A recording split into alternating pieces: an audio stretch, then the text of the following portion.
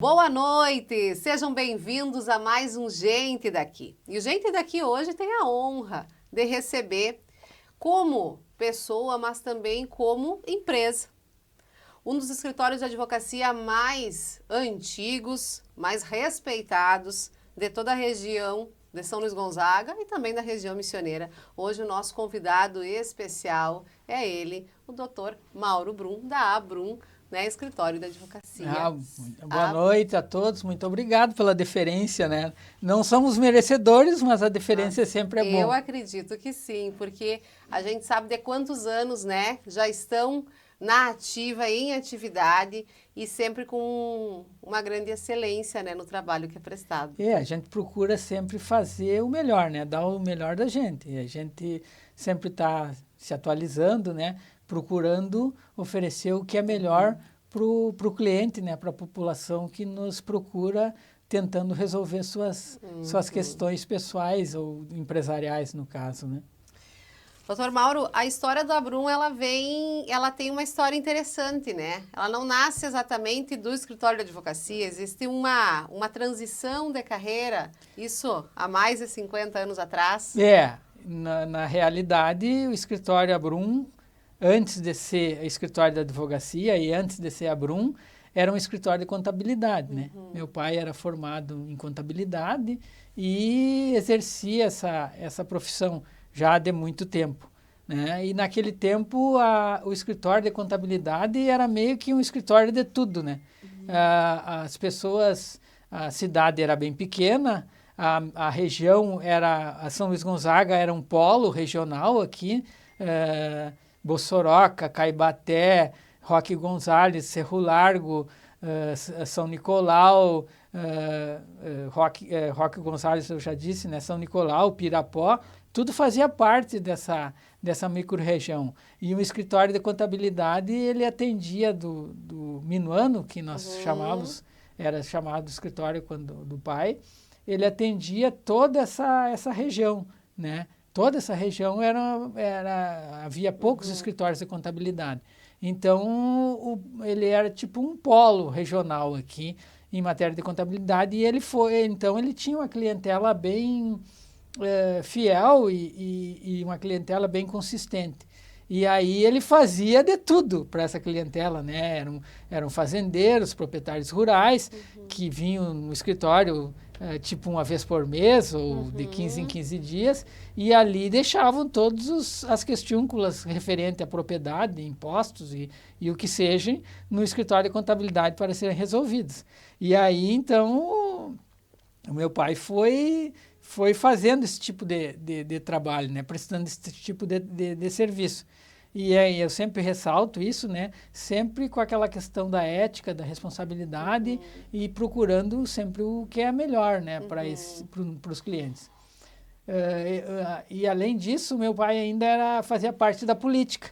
Ele foi vereador por duas oportunidades aqui em São Luís Gonzaga, até foi o vereador mais votado nas vezes que ele concorreu para a Câmara Municipal. Foi secretário da administração, na época que tinha só um secretário, não tinha essa grama de secretários. Então, ele era bem preparado assim, com relação à questão profissional e as relações interpessoais, né? Ele tinha muito contato. Chamado network de hoje em dia. Isso, exatamente. Tinha um network, bem substancial. E aí, com o passar dos anos, ele sentiu a necessidade, né? E ele já passou instintivamente a fazer serviços de advogado, né? Embora não pudesse atuar e não frequentar a faculdade de Direito, ele passava a fazer os serviços e passava para os advogados conhecidos e amigos que então terminavam aquele serviço. Muitas vezes ele disse, eu fazia fazia o serviço até que o advogado não sabia fazer. Sim. E eu passava para eles e eles faziam lá a petição, assinavam e estava pronto. E aí, então, ele ingressou no curso de Direito na IESA, em Santo Ângelo, né? Acho que foi em 1970. Em 73, ele conseguiu a carteira de estagiário e daí já passou a advogar, né? com a ajuda de profissionais que assinavam com ele conjuntamente as petições, Sim. né? E se formou em 75 e aí abriu o escritório de advocacia. O escritório de contabilidade aí ele abriu uma sociedade, né? Ficou com 50% do escritório, passou os outros 50% para o outro contador, para cuidar do escritório, e passou então a trabalhar efetivamente como advogado. Que interessante imaginar, né? Com quantos anos o seu Antão estava quando ingressa na segunda faculdade? É, Né? ele Que estava, já- deixa eu te dizer assim, ele é de 37, ele é de 37, de Já 1937. estava com quase 40 anos. É, quase 30 e 40 poucos anos. anos. É. Interessante a gente imaginar que numa época é um desafio até para ele, né? Imagina Sim, se sim. desafiar a ir novamente, né? E naquela Pra- época não tinha essas facilidades, Não né? tinha, e principalmente numa época em que as pessoas. Eu tenho uma profissão, é essa profissão que eu escolhi, eu sigo nessa profissão. Que as transições de carreira, elas não eram tão comuns, Não, né? E não. realmente O pessoal algo meio muito, que se acomodava, né? muito inovador, assim, da parte dele, por mais que vinha do trabalho, mas ter, né, essa questão. Sim. E aí, depois, o senhor, na sequência de olhar, como é que nasce o seu interesse pela advocacia? Pois é, essa questão é bem interessante. Na época que o pai começou a faculdade, ele já era casado, Sim. né? Já tinha filhos, né? Eu e a minha irmã já éramos nascidos. E eles tinham que se deslocar para Santo Ângelo. Logo a mãe também, que era professora, resolveu tirar pedagogia em Santo Ângelo. Então eles se deslocavam quase todas as noites para Santo Ângelo, era uma estrada de chão, levava não sei quantas horas. Quando chovia era aquele tendel, não sabia que hora chegava, era 2 da manhã, 3 da manhã e tal. Mas foi esse período. E aí eu ficava em casa cuidando dos outros irmãos, né? E eles partiam para Santo Ângelo. No primeiro era só o pai, depois, um ano depois, ou 2 anos, a mãe então passou a fazer faculdade também, então ia os dois para Santo Ângelo. Então foi meio que uma odisseia, assim, familiar, né? Essa questão. Mas tiveram persistência os dois. Ele se formou em 75 e a mãe, eu acho, também se formou em 75 porque a pedagogia, eu acho que era 3 anos ou uma coisa assim. Então, elas se formaram mais ou menos na mesma época, os dois. Eu não tinha ainda consciência do que eu queria ser profissionalmente, né? Com 14 anos, eu fui embora estudar em Porto Alegre. Né? Fui fazer o ensino médio em Porto Alegre. E, eu também saliento que até hoje eu não sei o que meus pais estavam na cabeça, porque eu fui embora para Porto Alegre com um primo meu da mesma idade e com outros 2 rapazes que tinham 20 anos e 22 anos, que eu não conhecia, que eram conhecidos do meu pai e do meu tio. E aí fomos morar os 4 num apartamento em Porto Alegre, sem celular, sem conta em banco, sem nada, né? E para fazer o ensino médio, e nós fomos estudar numa escola pública, que não era uma escola de excelência, era uma escola razoável de nível razoável para baixo, né? Então, até hoje eu questiono o porquê dessa questão, né? Porque foi uma coisa bem impactante para a gente, né? Naquela época, isso em 70 e poucos, ele não tinha terminado a faculdade ainda, era 73, 74. Fomos largados, assim, lá em Porto Alegre, né? Vão para o mundo, né? E fomos estudar numa escola pública, né? Nós morávamos bem no centro, até perto de uma quadra e pouco do Palácio, na Duque de Caxias, ali em Porto Alegre. E a escola que nós fomos estudar era o Pio XII, que hoje é Paula Soares, se não me engano, que fica atrás do Palácio do Governo, ali numa descida. Mas era uma escola, como eu te disse, de nível baixo, assim, nível médio para baixo, né? E foi bem impactante. Hoje falam, eu sempre conto, hoje falam em bullying, porque tem bullying aqui, bullying ali, bullying não sei o quê. Na época nós éramos jovens, né? Crianças, quase praticamente hoje, né? Fomos estudar numa escola pública em Porto Alegre, que as crianças de lá já não eram assim, eram mais velhas que nós, né? E nessa escola pública, a maioria dos alunos, e a maioria não, uma grande parte dos alunos tinham vindo de outras escolas já, e na nossa classe, especialmente, tinha crianças mais velhas, né, 2, 3 anos de mais idade, e que tinham, inclusive, sido expulsos de outras instituições privadas, e então acabaram lá no Pio Doce. No Pio Doce. E nós, do interior, falando diferente, né, com hábitos diferentes, né, com menos idade, eram Deus nos acuda, né? Um Deus nos acuda, era bem complicado. Mas isso aí... Terminou o ensino médio e continuou em Porto Alegre, essa graduação se deu lá? Continuei em Porto Alegre, daí terminamos, nos formamos no ensino médio lá, o meu primo foi fazer administração, e na real, eu vou contar um episódio também que é bem pitoresco. Nós, então, fomos fazer o vestibular. Eu fiz o vestibular para engenharia civil, e o meu primo fez para administração. E aí o meu local de prestação das provas era lá na CIS Brasil, na Igreja Santa Terezinha, se não me engano. E era bem longe ali do centro de Porto Alegre, então tinha que pegar 2 ônibus para sair depois da Cristóvão Colombo, no início da CIS Brasil. Lá. Era no salão paroquial da igreja o meu vestibular. Então tinha que sair de casa bem cedo. E daí, nessa ocasião, a mãe foi para Porto Alegre para nos dar um suporte lá para o vestibular e papapá. E aí eu saí no primeiro dia para o vestibular, saí cedo e tal, mas peguei um ônibus, peguei 2 ônibus, cheguei lá, já tinha fechado a porta perdi por 5, 10 minutos, já tinha encerrado a entrada para ir à redação, que era a eliminatória, né? Sim. Não fiz, né? Eliminação não ia passar no vestibular, né? Mas, para mim não dizer isso para a mãe, que estava lá naquela expectativa, eu continuei indo todos os dias, eu ia fazer as provas, daí ela me pedia os gabaritos, daí eu trazia os gabaritos com as questões que eu tinha marcado e tal, e ela ia conferindo, e o meu primo também trazia os gabaritos ali, e ela conferia, disse, mas tu tá indo bem, disse, e e eu fui indo bem nas provas do vestibular, né? Daí chegou no final, ela disse, se tu fez isso aqui, depende da redação, mas provavelmente tu tá passado, tu vai alcançar, né? E acabou que eu fiz bem mais questões descritivas ali de marcado que o meu primo que estava fazendo também, ele também trazia as coisas e ela conferia.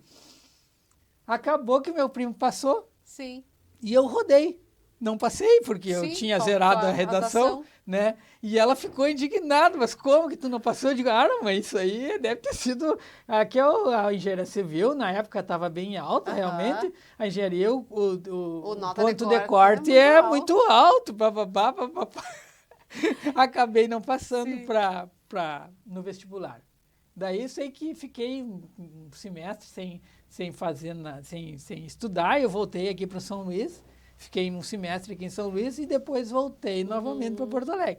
Mas daí eu fiz vestibular para engenharia civil, passei, cursei meio semestre de engenharia civil, não gostei, e daí fiz vestibular para direito e daí passei em direito. E aí entrei na faculdade, né? Em 78. Em 78 você ingressa na faculdade. Na faculdade de Direito na Unicinos. E se forma e vem atuar aqui. Ou teve outros locais de atuação? Não, eu fiz muito estágio, né? Em Porto Alegre, desde o 2º ou 3º ano de faculdade, eu comecei a estagiar. Tive vários escritórios de advocacia que eu estagiei. Estagiei na Coordenadoria das Promotorias Criminais, que foi criado... Na época, era o Antônio Diniz Lopes, era um juiz corregedor, que era meu professor, e foi criada a coordenadoria essa das promotorias criminais, que foi o precursor dos juizados especiais. Essa coordenadoria das promotorias criminais, que defendia o direito do consumidor, foi o precursor. Depois, uma evolução dessa questão aí, que criaram os juizados especiais. Então, foi o início dos juizados especiais que hoje a gente se conhece, que tem, né, criminal e tem civil. E antes era tudo num órgão só, funcionava no Palácio da Justiça, ali na frente do Palácio da Igreja Matriz, ali na praça. Lá eu fiquei 1 ano estagiando com esse professor da faculdade. Depois eu fui estagiar com o Dr. Ney Fayette, ele tinha um escritório na Rua dos Andrades, era um especialista em direito criminal, fazia muito júri, era o meu professor também da faculdade, né? E aprendi muito com ele fazia júris assim homéricos, né? E atuava muito na região da Serra, Antônio Prado, Gramado, Caxias, ali onde Gringo, aquele tempo ainda o feminicídio não era tão condenado, mas tinha bastante casos já naquela época. Já naquela época tinha bastante. Então ainda existia aquela coisa da defesa da honra e não sei o quê, não sei o quê. Ele atuava muito nessa linha ali, era um advogado bem conceituado em Porto Alegre, o Dr. Ney Fayette. Depois eu saí do Dr. Ney Fayette e fui trabalhar com o Dr. Fábio Gomes, que é um expoente aí no meio jurídico da comunidade, né? Ele advogava em ações assim multimilionárias, ele tem até uma propriedade rural que é de excelência agora não me lembro ainda se é em Bagé ou perto de Bagé ali, Dr. Fábio Gomes. Ele até entrou com uma ação em nome das cooperativas aqui, contra o BOF lá nos Estados Unidos. E eu ainda ainda estagiava no escritório dele quando ele entrou com essa ação, e foi uma ação bem repercutida aqui, envolveu uns valores bem consideráveis. Até uma vez ele veio dar palestra aqui na cooperativa, isso, tu vê, eu me formei em 84, deve ter sido em 83, por aí, ele veio dar uma palestra aqui na cooperativa e é o que parou na casa do pai lá, eu que fui buscar ele no aeroporto de Santo Ângelo, veio de avião ali, eu que fui buscar ele, daí para ele dar essa palestra sobre essa ação que ele estava ingressando nos Estados Unidos. E aí eu estava para me formar, e trabalhei com ele até a formatura quase. E aí ele queria que eu continuasse estagiando, mas ele trabalhava demais. Era um cara assim que era apaixonado, né? Tanto que ele é um expoente, tem livros escritos, tudo, e trabalhava com o Dr. Ovídio Batista, que é outro que já morreu, né? Que foi também um expoente na advocacia, né? No direito. E aí eu disse, não. O pai disse, não, tu tem bastante serviço no escritório, tu tem que vir trabalhar, vir nos ajudar. E realmente, naquela época, o pai era advogado da cooperativa aqui em São Luís, e entre outras questões, né? Então, tinha um volume de serviço bem considerável. Então, ele não conseguia dar conta sozinho, né? Daí, então, acabei voltando. Mas, mesmo que tenha voltado, depois da minha volta, quando nós tínhamos, também só para espelhar essa coisa, quando nós tínhamos ações de mais vulto, assim, a gente contratava o escritório do Dr. Fábio Gomes e o Dr. Ovídio Batista para fazer o acompanhamento e sustentação oral para nós no Tribunal de Justiça em Porto Alegre. Ele ainda continua sendo nosso correspondente e a gente continua ainda mantendo um vínculo aí de tantos anos, né? E de trabalho.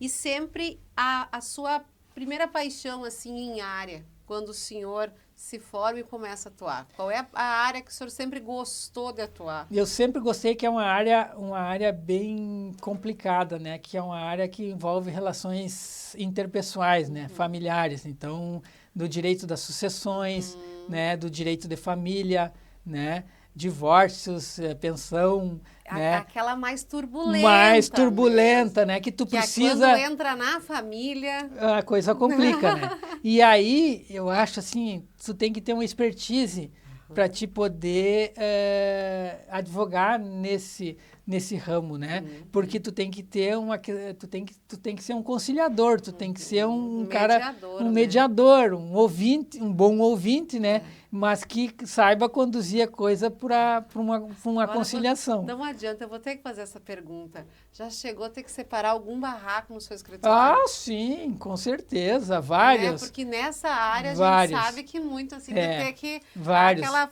segura as partes, porque as partes vão brigar. Não, muitas E vezes.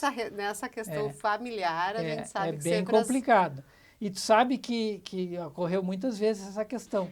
Mas depois de passado toda essa turbulência aí, vamos dizer assim, vamos dizer que eu advogasse para a mulher na questão e o marido tivesse outro advogado.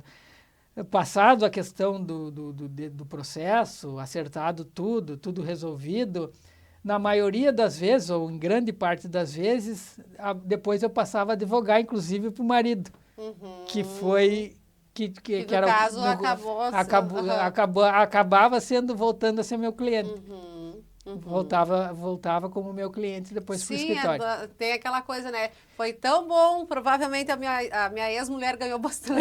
Exatamente esse pensamento deles quando ele volta no escritório. Doutor, voltei aqui porque o senhor me ferrou muito naquele negócio, então agora o senhor vai trabalhar para mim. O senhor fez eu pagar tudo que eu tinha e mais um pouco, então agora eu preciso do senhor, do seu gabarito aí para uma açãozinha específica. Exatamente. E assim foi também, essa é uma questão bem interessante, né? E nós também advogamos muitos anos aqui para o Banco Itaú, né? Desde que eu me formei, logo que eu me formei, eu assumi a agência do Banco Itaú aqui em São Luís e depois, gradativamente, nós fomos pegando as agências adjacentes aqui, São Borja, Itaqui, Uruguaiana, Livramento e mais Santo Ângelo, né? E então eu cobrei muito, entrei com muito processo judicial contra os devedores aqui da cidade, né? E que muitos acabaram por ser são meus clientes hoje, em razão dessa questão da mediação, dessa questão do procurar o acertamento, de procurar o que é melhor para todo mundo, né?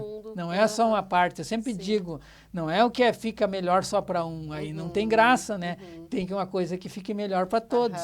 Esse é o objetivo. O senhor não fazia aquela fala, né? Eu tô aqui para o que é melhor para nós dois, para mim, para o meu cliente. Não era assim, era realmente para ambas as partes. Para ambas as partes. Eu sempre digo, né, no escritório aqui, eu não tô aqui para advogar para mim, o que é melhor para mim. Eu sempre digo para meus clientes, eu não tô aqui para advogar para mim. Olha, eu tô aqui fazer o que é melhor para você. Se isso vai me beneficiar, muito bom. Se não vai me beneficiar, tá bom igual, né? Então eu não vou dizer tu me procura aqui no escritório, não, eu tenho um caso assim, eu tenho um contrato assim de juro e tal, vamos entrar. Não é vamos entrar. Tu me traz, eu vou examinar. Se tu tiver direito e obtiver alguma vantagem na ação, aí nós podemos entrar. Mas se eu entender que tu vai perder a ação, que não vai adiantar nada, aí eu vou te dizer, não vamos entrar porque tu vai ser só prejudicado, tu não vai ter vantagem nenhuma. Então, a questão é, no escritório, a gente procura sempre o que é melhor para o cliente. E essa é uma boa parte, né, do respeito e da ética que vocês trabalham de tantos anos, aí, dessa confiança. Como o senhor diz, a gente brinca um pouquinho com as questões, né, porque não acaba, a gente acaba lembrando, mas principalmente de trazer esse respaldo que vocês têm, né, são tantos anos e esse respeito de mesmo, como o senhor diz, até as pessoas que acabaram tendo uma ação contra, né? Acabam voltando, porque entendem a seriedade do trabalho. Né? Um trabalho bem feito, um trabalho sério, um trabalho com respeito e ética, não tem o que ser contestado, né? Exatamente, é isso que eu digo lá para os meus colegas, né? Que a gente sempre tem que procurar fazer o melhor, né? E da melhor forma possível. Que isso é o melhor marketing do escritório, né? Porque não adianta tu ganhar um monte de dinheiro agora, né, de uma maneira que não seria correta, vamos dizer assim, né, ou mais justa, e que amanhã ou depois tu não vai continuar, né, esse cliente e outros mais, né, porque isso se propaga também, né, não vai te voltar a te procurar. E a melhor propaganda é o cliente, a boa prestação de serviço, né? O cliente indicando é a melhor propaganda que a gente tem. Hoje no escritório, quais são as áreas que o escritório trabalha? A gente atua em todas as áreas do direito, né? Menos, né? Com exceção da área criminal, né? Que a gente faz alguma coisa, né? Pequenas coisas para os clientes que nos procuram e querem que a gente faça, né? Não é que a gente não saiba fazer. A gente prefere não advogar nessa área, até porque também demanda bastante dispêndio de tempo, né? E o escritório, graças a Deus, tem um volume de processos bastante grande, então a gente procura priorizar as áreas que a gente prefere atuar, né? E então a gente atua no direito tributário, né? O Daniel é especialista em direito tributário, meu filho. Atuamos em direito previdenciário, que tem a doutora Raquel, que é especialista. O Daniel também tem especialidade em direito previdenciário. Nós temos o nosso consultor agora, de uns anos para cá, o Oscar Soares, que era o gerente do INSS aqui e se aposentou. O Oscar até nos procurou como advogado. Quando ele se aposentou, ele tinha um problema contra um plano de saúde. E aí nos procurou para advogar para ele. E aí nós entramos com a ação, ganhamos a ação para ele e tal. E aí, numa dessas conversas de escritório, eu perguntei, Tchê, mas o que tu está fazendo agora? Tu trabalhou a vida inteira, agora aposentado, vai fazer o quê? Ele disse, olha, por enquanto, até o fim do ano, me recordo, ele disse, eu estou fazendo uma prestação de serviço para o próprio INSS. Eu analiso os processos e dou meu parecer para ver para eles dizerem o que tem que ser para o segurado. Eu disse, tá, mas e depois? Não, depois não sei, eu vou, sei lá, não sei o que eu vou fazer. Daí eu disse para ele, você não quer fazer uma parceria aqui com o escritório? Vem trabalhar com nós aqui, né? Tomar um cafezinho, conversar, né? Nos passar um pouco desse teu vasto conhecimento, né? Porque quando o meu pai advogava ainda, ele fazia a questão previdenciária. Eu nunca fiz, né? Depois que ele passou a advogar pouco, o Daniel fez especialização e passou a fazer também o direito previdenciário. Então, daí o Oscar aceitou na hora, né? Não, e tal, nós nos damos muito bem. E vem, então, com essa parceria de direito previdenciário. Aí nós já tínhamos contratado a doutora Raquel, que é especialista, então ele faz uma parceria, ele e a doutora Raquel fazem essa parceria no direito previdenciário. Advogamos muito na área rural também, né? Questão de possessórias, despejo, renovação de contrato, ação de divisórias, entregação de manutenção de posse, toda a questão possessória.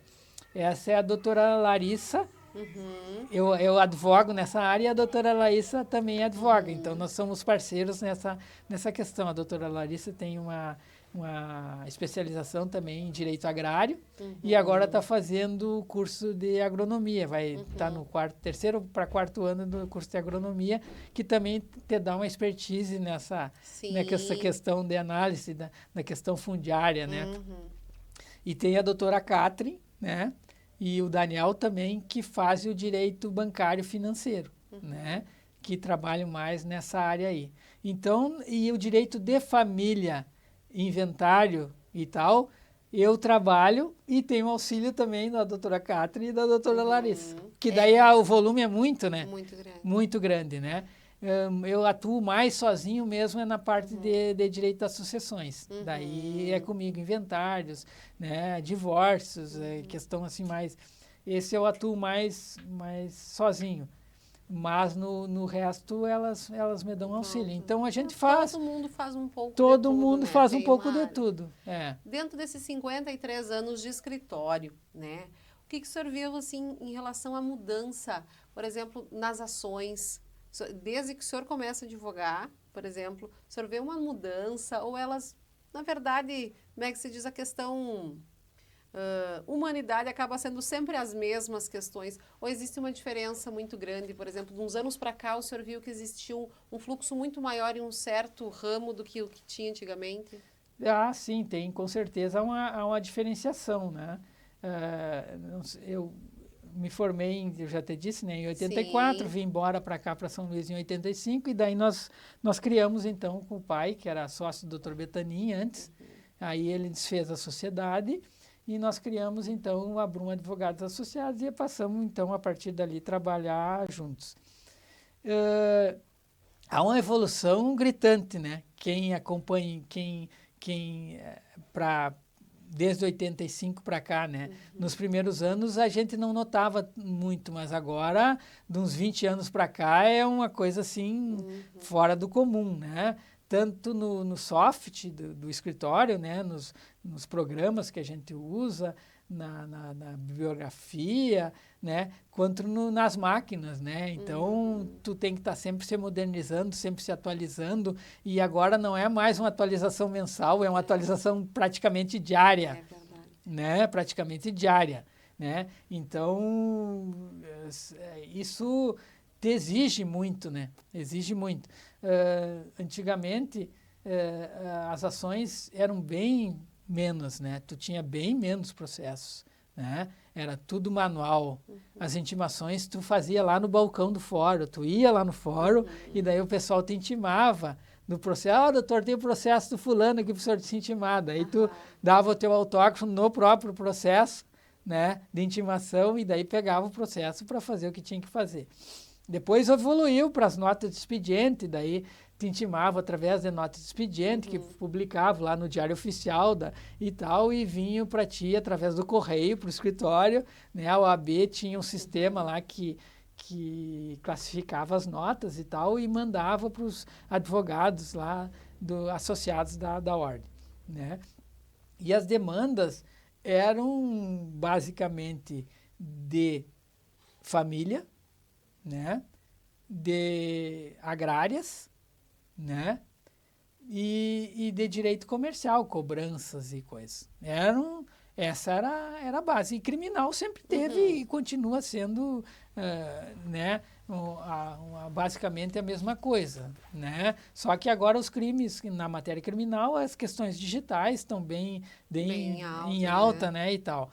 Mas nas outras áreas do direito era isso, questão tributária, raramente aparecia uma questão tributária no escritório, né? Então, era assim, na época nós trabalhávamos entre dois, trabalhamos vários anos assim, e a demanda era absorvida por nós dois, né? Por mim e por pai, porque não tinha um leque maior assim e tu tinha tempo de estudar nos livros, né, nas revistas de jurisprudência que a gente assinava, várias revistas e tal. Então, as decisões sobre determinados temas estavam tudo escritos lá e tal, né? As orientações jurisprudenciais. Não, esse tema, assim, eu acho que aqui, eu acho que ali. Vamos ver o que é a jurisprudência, qual é a orientação dominante na jurisprudência. Aí tu ia lá, às vezes tu ficava 2 dias procurando nas revistas lá e nos livros uma tese e tal, e daí, não, vamos, tá, já estudamos, vamos deixar descansar, vamos amadurecer a ideia. Daí passava uma semana, nos reuníamos de novo, o que tu achou, Não, acho que é por aqui, acho que é por ali, papapá, papapá, até tu redigir uma ação, né? Hoje tu faz 2, 3 ações por dia, às vezes. Né? A gente é tudo muito rápido, né? Muito rápido hoje. Então, e depois acho que nem a gente mais tem paciência. Tem paciência, não de sentar e ficar 2 dias pesquisando lá uma jurisprudência. Não existe mais essa paciência, né? Nem o cliente, nem a gente tem mais, né? Porque a gente também acostuma com a evolução. E a partir de um determinado momento, então, as demandas, o leque das demandas evoluiu, né? Direito tributário tem muito, né? Direito previdenciário tem muito, direito bancário, né? Financeiro é o que mais tem, eu acho, né? E as demandas de pensão alimentícia, de divórcio e direito de família também aumentaram exponencialmente. Né? Então, tudo se propagou. O direito do consumidor também veio trazer muitas mais questões, né, para o judiciário. Então, hoje é uma enxurrada, né? É uma enxurrada, né? A gente, embora tenha uma produção bem consistente no escritório, nós estamos entre 5 advogados, né? Ainda assim sempre tem uma ação para propor. Nunca a gente está livre. Está sem nada. Sem nada. Sempre tem ações para propor, né? Sempre tem ações. Então é mais isso. E o direito agrário também, hoje as questões de arrendamento, questões de área rural, as questões... o leque se abriu muito. Hoje de registros públicos a gente tem muita demanda, porque para te registrar uma terra, hoje, cada vez tu precisa de mais documentação, cada vez tu precisa ter mais especificação, né? ITR, CCIR, CAR, né? Tem que estar tudo fechando um com o outro para te poder viabilizar o registro. Então, tem o leque das questões que a gente encontra no dia a dia é muito extenso, muito extenso. É muitas coisas que vão evoluindo nesse período. Claro, né? que sempre tu tem uma base, né? Sempre tu consegue ainda, com a base que tu tá trazendo, você me conta. A Catherine sempre brinca. Doutor, eu lá no escritório, eles trabalham todos juntos, né? O Daniel, a Larissa, a Catherine e a Raquel. Tudo numa peça grande só, né? E só quem tem gabinete do escritório sou eu, que eu trabalho eu trabalho no meu gabinete e a gente se acostuma, né? Tu sabe que eu não consigo produzir assim, fora do meu gabinete? Eu até tenho escritório em casa, que eu moro em cima, mas acho uma dificuldade de trabalhar. Não trabalho em casa, só trabalho ali, né? É claro que quando eu viajo, eu levo o notebook e tal e trabalho também se tem que trabalhar, né? Mas tenho bastante dificuldade de trabalhar fora do meu gabinete. Mas daí tem o cafezinho no escritório, tem a hora do que a gente se reúne para o cafezinho e tem as reuniões que nós fazemos toda semana para discutir todos os assuntos e tal. Daí quando eu vou passando, Catherine, ela fala assim, doutor, não, o senhor sabe, o senhor tem que me dar uma hora, tem que me dizer mais ou menos para onde é que eu vou. Tudo já tem aquela bagagem. Tudo já tem aquela bagagem, né? Às vezes elas me perguntam coisa, às vezes eu sei as coisas instintivamente, né? Elas, se tu me dizer, não, tu sabe determinados assuntos, eu vou te dizer, olha, não vou saber te responder, porque eu atuo nessa área. Mas daí, quando a questão se propõe, tu sabe que vem uma coisa instintiva, diz, não, mas é assim, eu acho que tu procura aqui, tu vai achar, e ali, é lá, e né? Normalmente tu tem um norte. Um norte para seguir. Para seguir. Tu sempre vai... São anos de bagagem, né? tu adquire essa questão do norte, né? Tu sempre sabe por onde é que é o caminho. Exatamente. Nós vamos para o nosso primeiro bloco comercial e logo a gente volta, porque a gente tem muito assunto ainda para nós tratarmos, né, com o Dr. Mauro.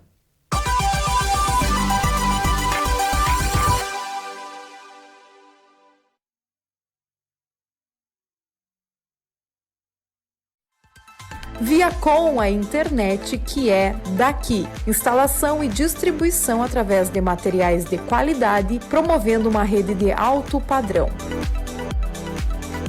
Atendimento personalizado de acordo com as demandas dos clientes. Auditec, contabilidade de pequenas, médias e grandes empresas, planejamento tributário, MEI, empresas do Simples, lucro presumido, lucro real, auditoria e perícia contábil. Acesse auditecassessoria.com.br. Não basta apenas ter clientes satisfeitos.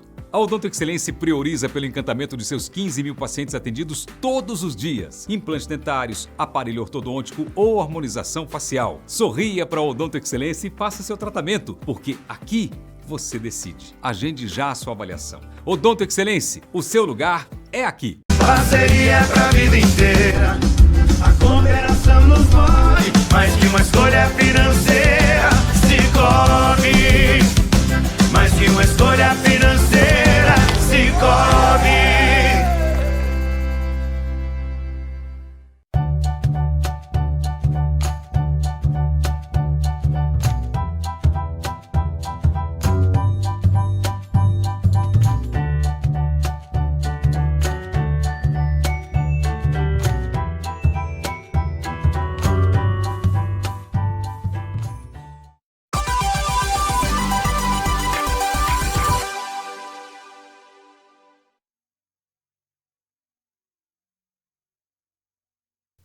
Voltamos com o nosso Gente Daqui. E antes de nós continuarmos com a nossa entrevista, nós precisamos agradecer aos nossos patrocinadores.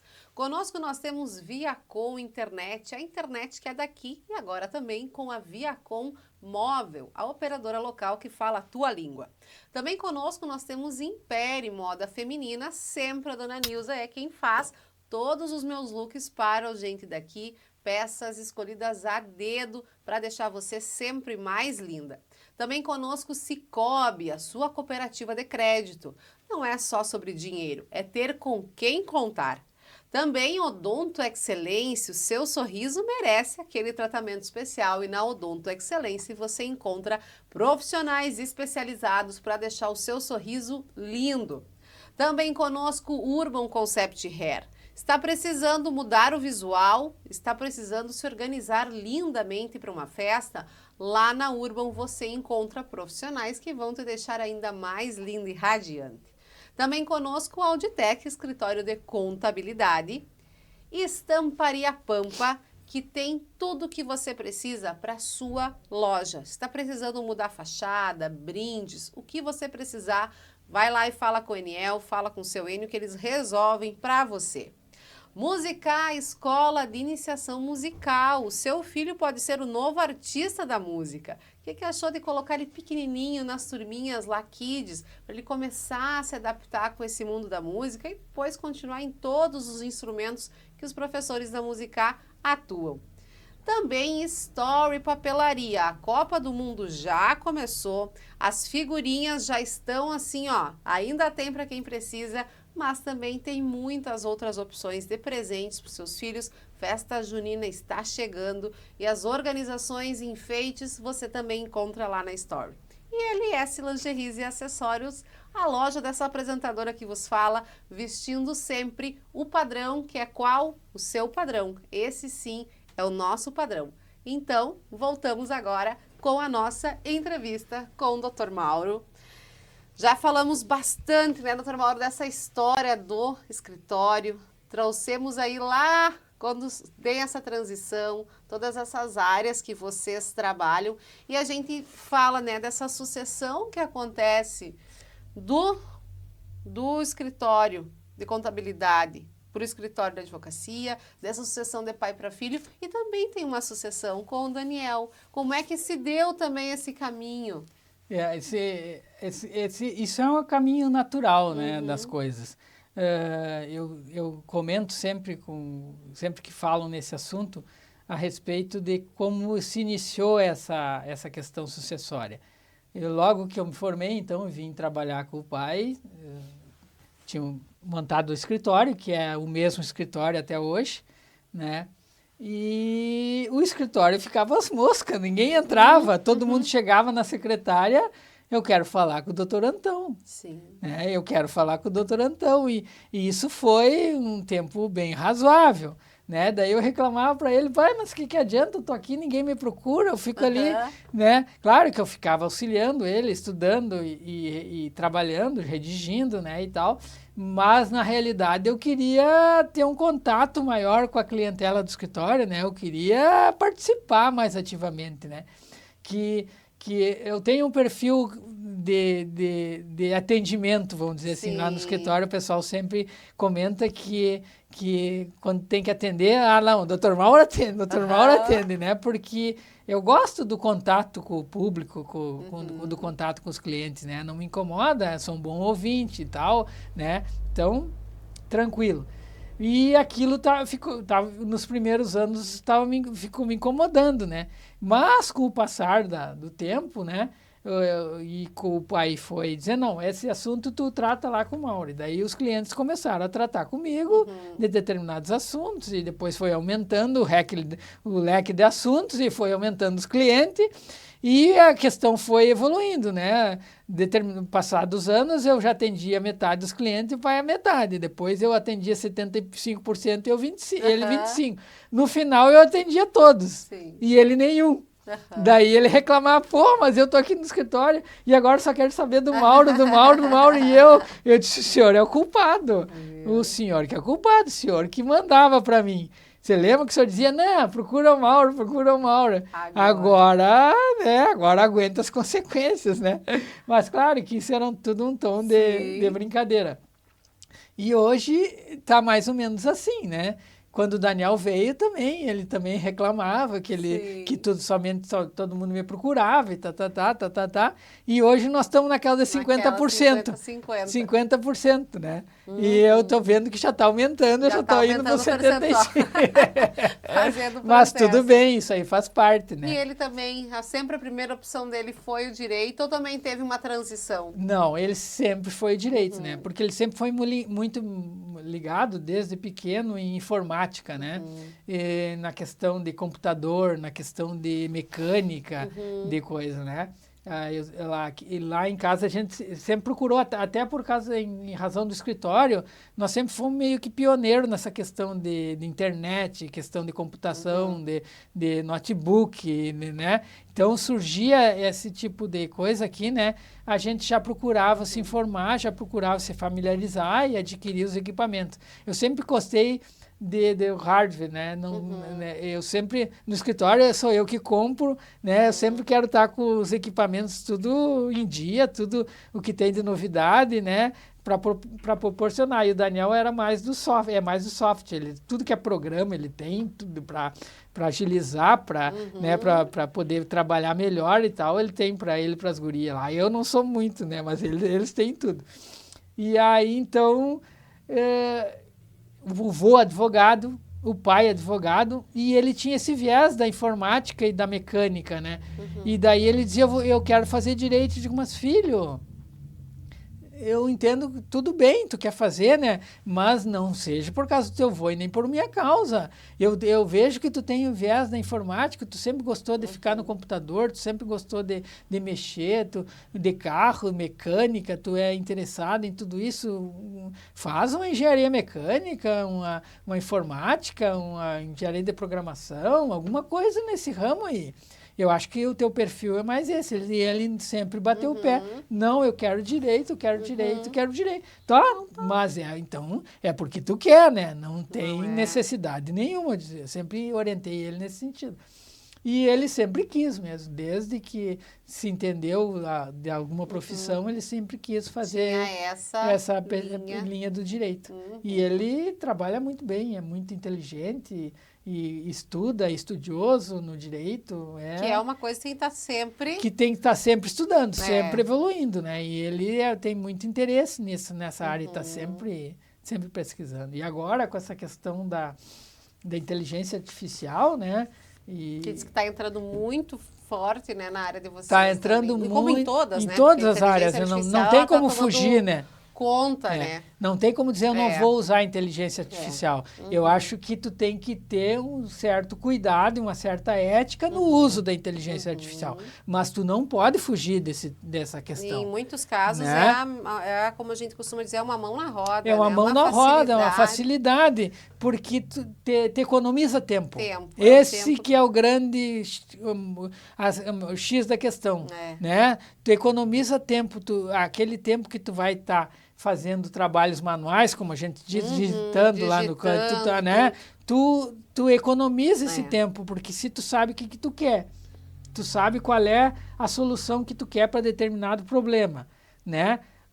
Então fica fácil, tu tem que ter uma condução, né? Uma condução dela. Uma condução. As gurias aqui mesmo, muitas vezes, eu tô com o chat, né? E daí eu preciso de alguma coisa, eu mando áudio. E das gurias pobres, esse chat escuta que não é pouco, porque daí eu mando um áudio de 2 minutos, dele dá o que eu quero. Daí as crianças falam, não, mas é bem explicadinho. Sim, tem que conduz para chegar no resultado que a gente quer, né? Que daí, claro que a inteligência artificial, ela te aponta vários caminhos, várias possibilidades a mais do que aquilo, né? Que tu até está pensando, né? Que tu pode estar pensando, e aí tu vai decidir qual seria o melhor caminho pelo teu entendimento, né? Mas é sempre uma evolução. É sempre uma evolução, então tu não pode fugir disso, né? Tu tem que se adaptar, né? Tu tem que se adaptar. E o Daniel é muito disso, né? Ele tem...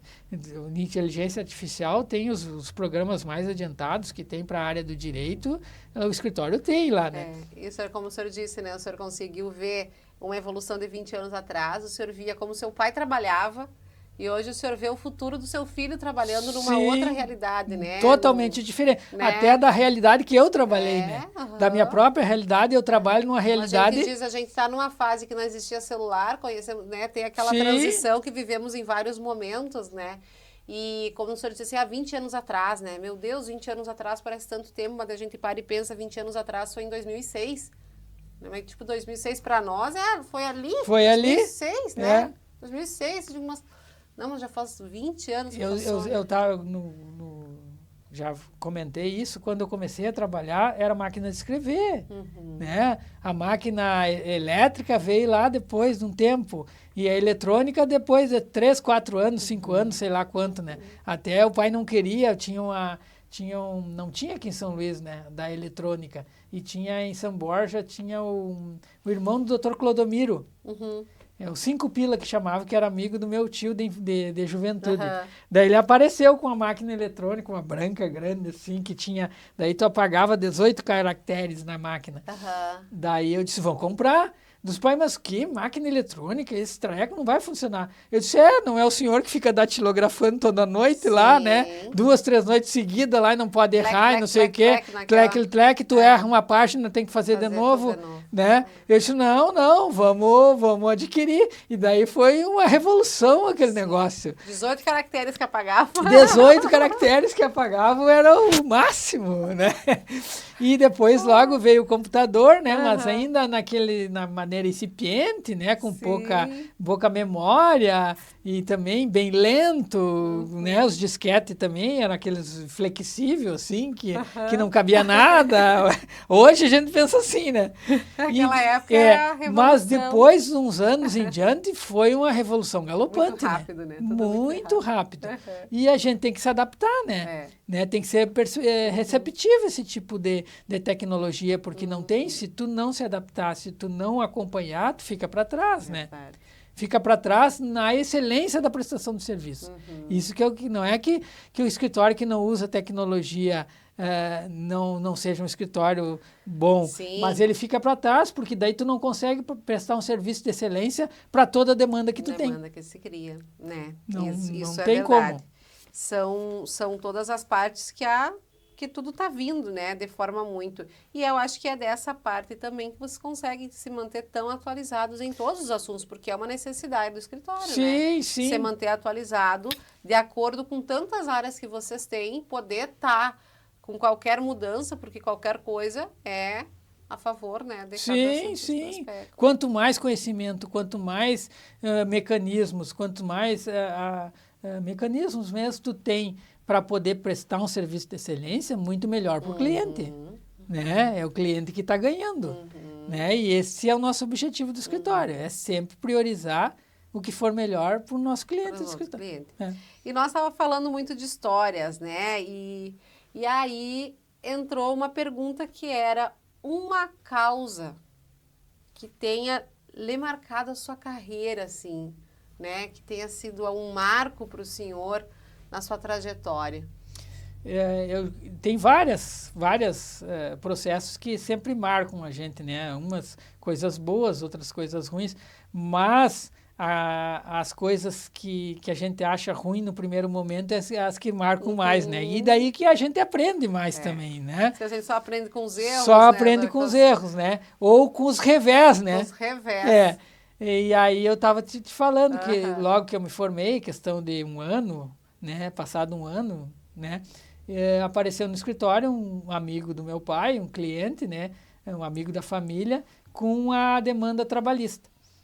E era um capataz da fazenda dele, que trabalhou por 22 anos com ele, e tinha entrado com a reclamatória trabalhista alegando que nunca recebeu salário, que nunca tirou férias, que trabalhava tipo escravo, né? De manhã de sol a sol e tal, nunca recebeu nada, né? Embora o cara tivesse casa na cidade, tivesse carro, uma série de coisas.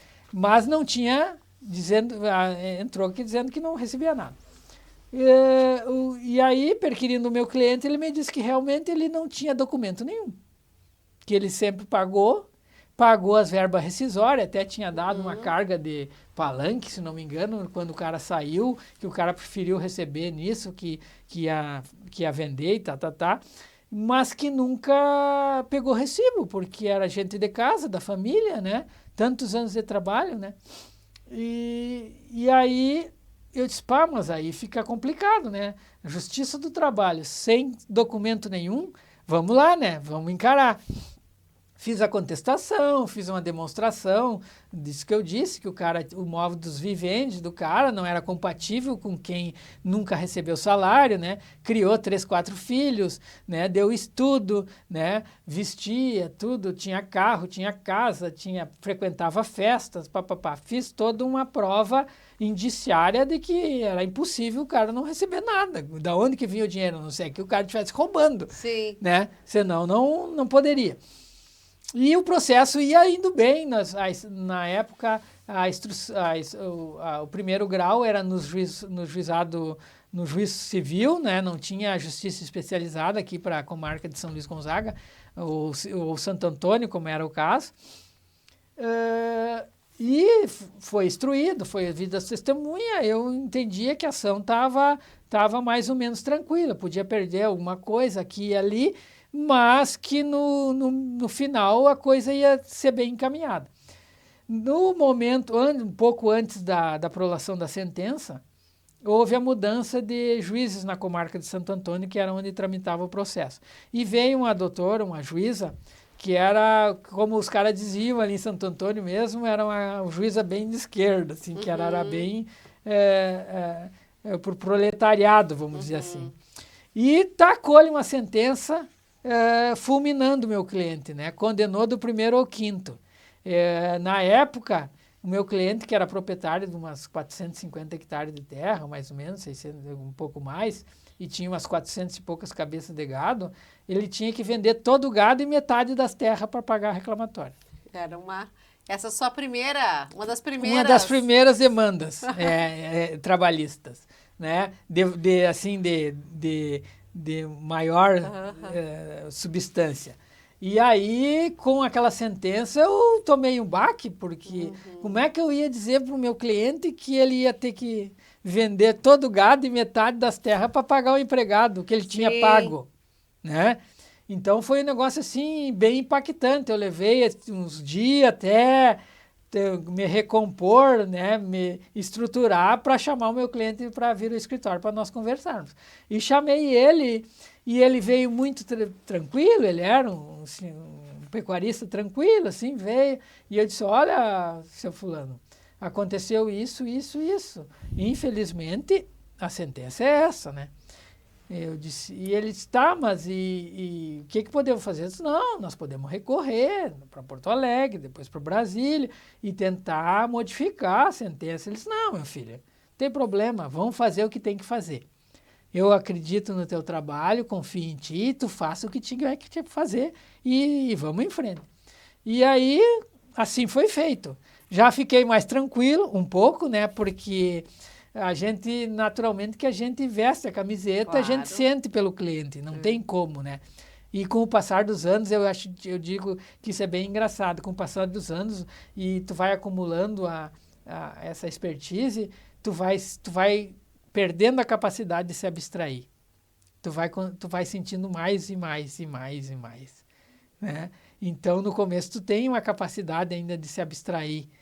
O cliente é o cliente, e tu é tu, teu escritório é tu, é diferente, não né? Se ele perdeu, paciência, tu fez o que pôde.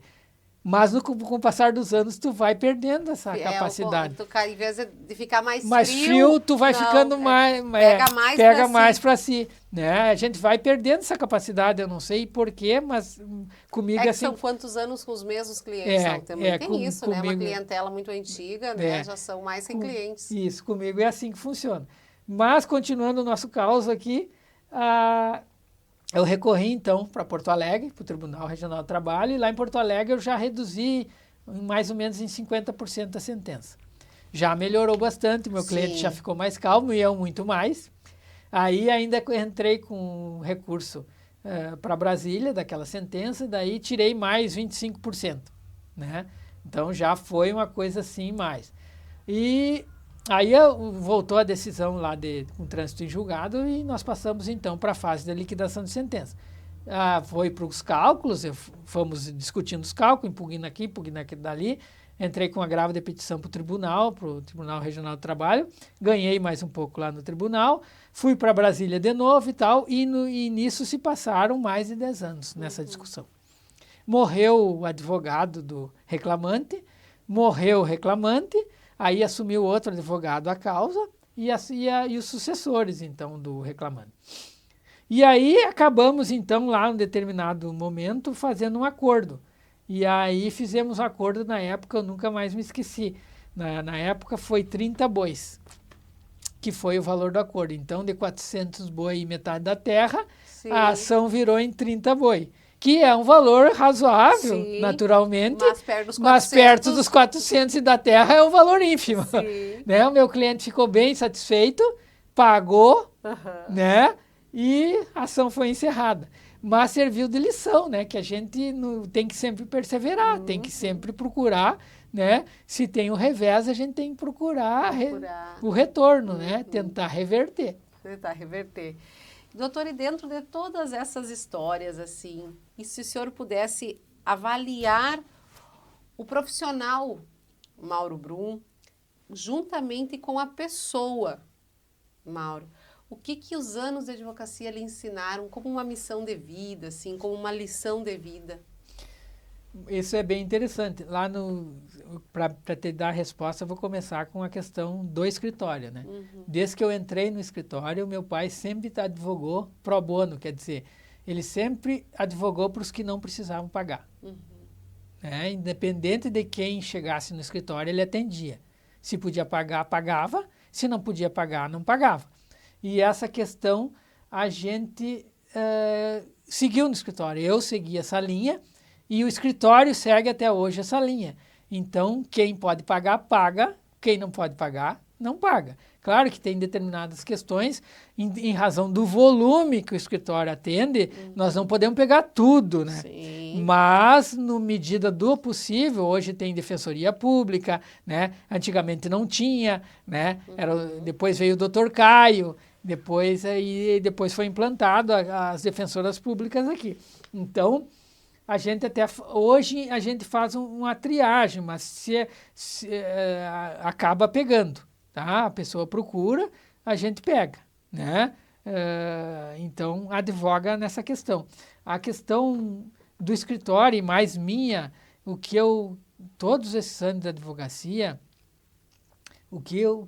uma lição que eu tirei de vida e que eu procuro praticar é que a gente não está aqui para ser servido dos outros. A gente está aqui para servir os outros. Né? Então, é isso que eu procuro transmitir no escritório. Claro que a gente precisa de dinheiro para viver. Sim. Todo mundo precisa. Né? E a profissão de advogado, o escritório se mantém com os honorários dos clientes. Mas sempre procurando essa questão. Não é para ser servido dos clientes, é para servir os clientes. Essa é uma lição que o escritório tem e que eu tenho como uma lição de vida. E isso não é só para os clientes do escritório, né? Isso é para qualquer pessoa, né? Eu tenho uma propriedade rural que eu administro, tenho umas áreas de terra que eu sou proprietário, e os meus empregados e os prestadores de serviço e o pessoal todo da volta e os vizinhos, toda isso eu sempre digo para todos eles e para os meus parceiros, que eu tenho uma parceria também de planta e tal, que a gente não tem que ficar bom para todo mundo e que a gente tem que procurar servir os outros, não é ser servido dos outros, né? Principalmente dos funcionários e coisa. Então, isso é uma lição que o escritório mantém e que eu mantenho como uma lição de vida. E dentro do legado do escritório, já vem um legado de mais de 50 anos. E como que o senhor vê o escritório daqui 50 anos?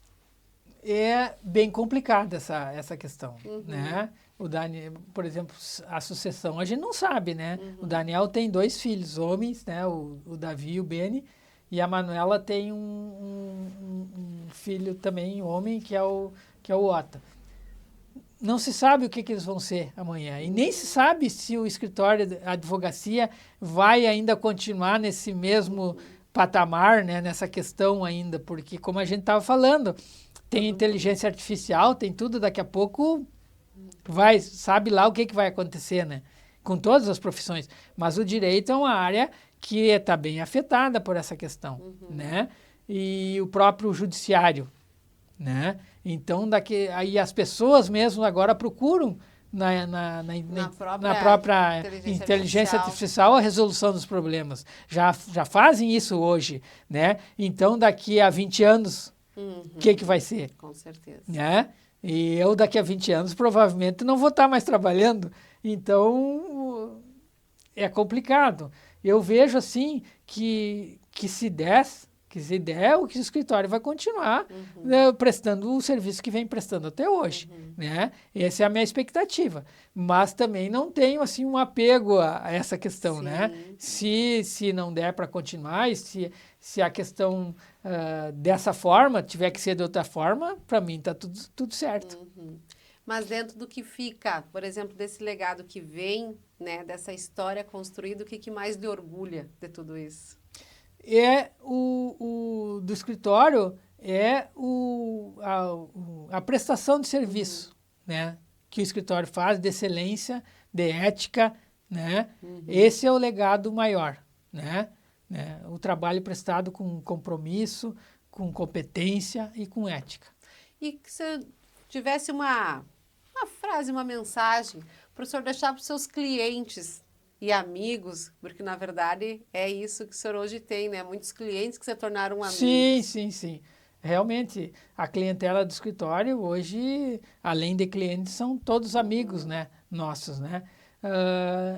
A mensagem com relação à área do direito, à expertise, que eu digo que se precisarem de um advogado, não precisa procurar o escritório necessariamente, mas que procure um profissional competente, né, e ético, né, que daí eles vão estar bem servidos, né? O que eu digo sempre é que muitas pessoas procuram profissionais que não estão habilitados, né, a prestar aquele tipo de serviço e às vezes eticamente também não são qualificados e aí acabam sendo prejudicados por esse tipo de escolha. Então, antes de procurar um profissional do direito, que eles façam uma pesquisa sobre esse profissional, né, da competência, da ética e do tipo de trabalho que é prestado. Doutor Mauro, eu quero lhe agradecer por essa conversa, que a gente, né, teve tantos casos aqui, a gente deu risada com alguns casos e conhecer um pouquinho dessa história, que é uma história muito bonita, como o senhor já ressaltou mais uma vez, de um trabalho muito sério, de uma grande ética e que a gente sempre ouviu muito falar, principalmente no nome do seu pai, né? E hoje o senhor também, o Daniel, cada vez mais conhecido também, mas que a gente vê essa família que trabalha e que fez, sim, uma história muito bonita em São Luís e região. Então, lhe agradecer pela disponibilidade de estar aqui, de vir dividir um pouco dessa história, de algumas curiosidades que a gente não conhecia da pessoa, né, do seu Mauro Brum. E então, eu só tenho a lhe agradecer. Não, que é isso. Eu é que agradeço pela oportunidade de ter essa bela conversa aqui, prazerosa, né? E de a gente poder falar algumas coisas que a gente viveu, né? E que ainda vive. E que eu acho que tomara que viva por um longo tempo. Tenhamos muito para viver, né? Então tá. Então, eu quero agradecer a você que esteve aqui conosco nesse mais um desse Gente Daqui. E como você sabe, semana que vem nós temos mais Gente Daqui. Até lá!